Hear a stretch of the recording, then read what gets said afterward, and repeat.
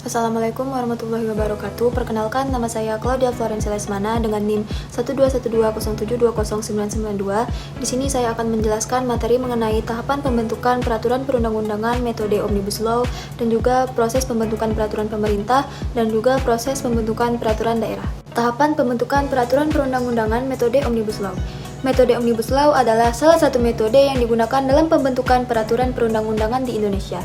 Secara bahasa, istilah Omnibus Law berasal dari bahasa Latin, yakni omnibus, yang berarti segalanya atau semuanya, dan law sendiri dalam bahasa Inggris yang berarti hukum.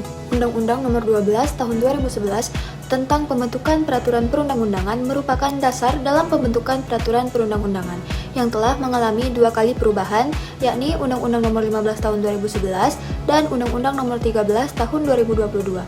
Menurut Undang-Undang Nomor 13 Tahun 2022, metode Omnibus Law adalah metode penyusunan peraturan perundang-undangan dengan cara yang pertama, memuat materi muatan baru, yang kedua, mengubah materi muatan yang memiliki keterkaitan atau kebutuhan hukum yang diatur dan berbagai peraturan perundang-undangan yang jenis dan hierarkinya sama, yang ketiga, mencabut peraturan perundang-undangan yang jenis dan hierarkinya sama dengan menggabungkan ke dalam satu peraturan undangan untuk mencapai tujuan tertentu. Adapun tahapan pembentukan peraturan perundang-undangan metode Omnibus Law terdiri dari yang pertama ada perencanaan. RUU Omnibus Law harus masuk ke dalam program legislasi nasional yaitu Prolegnas yang disusun oleh DPR, DPD, dan pemerintah untuk menentukan prioritas pembentukan undang-undang. Dan yang kedua ada penyusunan RUU. Kementerian lembaga terkait menyusun naskah akademik dan draft UU Omnibus Law. Yang ketiga ada konsultasi publik, komunikasi dua arah yang dilakukan untuk meminta masukan, tanggapan, atau saran dari masyarakat dalam setiap tahapan pembentukan peraturan perundang-undangan. Yang keempat ada pengajuan RUU ke DPR yang disertai dengan naskah akademik. Yang kelima ada pembahasan RUU di DPR yang membahas RUU secara menyeluruh, melakukan harmonisasi dan sinkronisasi dengan UU lainnya agar tidak terjadi tumpang tindih peraturan. Yang keenam ada persetujuan DPR dan pemerintah. RUU Omnibus Law disetujui oleh DPR dalam rapat paripurna dan oleh pemerintah melalui persetujuan presiden. Yang ketujuh ada pengundangan dalam lembaga negara, dan yang kedelapan ada implementasi dan sosialisasi. Proses pembentukan peraturan pemerintah, yang pertama ada perencanaan, yaitu menyusun program legislasi nasional atau prolegnas, dan juga penetapan tema dan juga isu. Dan selanjutnya yang kedua ada penyusunan, yang terdiri dari rancangan peraturan pemerintah disiapkan oleh menteri atau pimpinan lembaga pemerintah atau non-kementerian atau pimpinan lembaga lain terkait sesuai dengan tugas dan fungsinya. Dan pemrakarsa membentuk panitia antar kementerian atau antar non-kementerian. Yang ketiga ada penetapan rancangan. Presiden menetapkan rancangan-rancangan peraturan pemerintah. Naskah rancangan PP ditetapkan oleh Presiden menjadi PP. Menteri yang menyelenggarakan urusan pemerintahan di bidang kesekretariatan negara atau sekretaris kabinet membubuhkan nomor dan tahun pada naskah peraturan perundang-undangan yang telah ditetapkan oleh Presiden.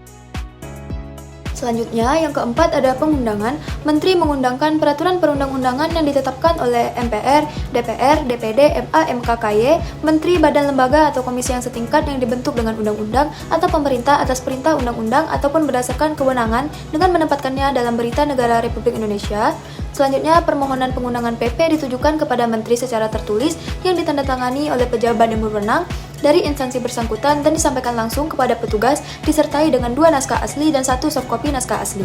Selanjutnya, penerbitan lembaran negara Republik Indonesia, tambahan lembaran negara Indonesia, serta Berita Negara Republik Indonesia dan tambahan Berita Negara Republik Indonesia dalam bentuk lembaran lepas dilakukan dalam jangka waktu paling lama 14 hari terhitung sejak tanggal peraturan perundang-undangan diundangkan. Selanjutnya kita akan membahas apa-apa saja proses pembentukan peraturan daerah.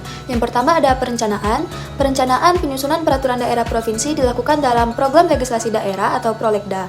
Prolegda provinsi membuat program pembentukan peraturan daerah provinsi dengan judul rancangan peraturan daerah provinsi, materi yang diatur dan keterkaitannya dengan peraturan perundang-undangan lainnya.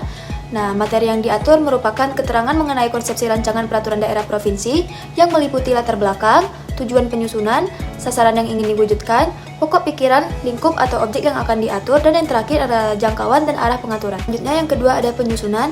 Penyusunan rancangan perda provinsi dapat berasal dari DPRD provinsi atau gubernur. Nah, selain itu rancangan perda provinsi dapat diajukan oleh anggota komisi, gabungan komisi, atau alat kelengkapan DPRD provinsi yang khusus menangani bidang legislasi. Yang ketiga ada pembahasan. Pembahasan rancangan peraturan daerah provinsi dilakukan oleh DPRD provinsi bersama gubernur. Pembahasan bersama dilakukan melalui tingkat-tingkat pembicaraan. Tingkat-tingkat pembicaraan dilakukan dalam rapat komisi, atau panitia, atau badan atau alat kelengkapan DPRD Provinsi yang khusus menangani bidang legislasi, dan rapat paripurna. Selanjutnya, yang keempat ada penetapan atau pengesahan. Rancangan Perda Provinsi yang telah disetujui bersama oleh DPRD Provinsi dan Gubernur disampaikan oleh pimpinan DPRD Provinsi kepada Gubernur untuk ditetapkan menjadi peraturan daerah provinsi. Dan yang terakhir ada pengundangan. Pengundangan peraturan daerah provinsi diundangkan dalam lembaran daerah oleh Sekda.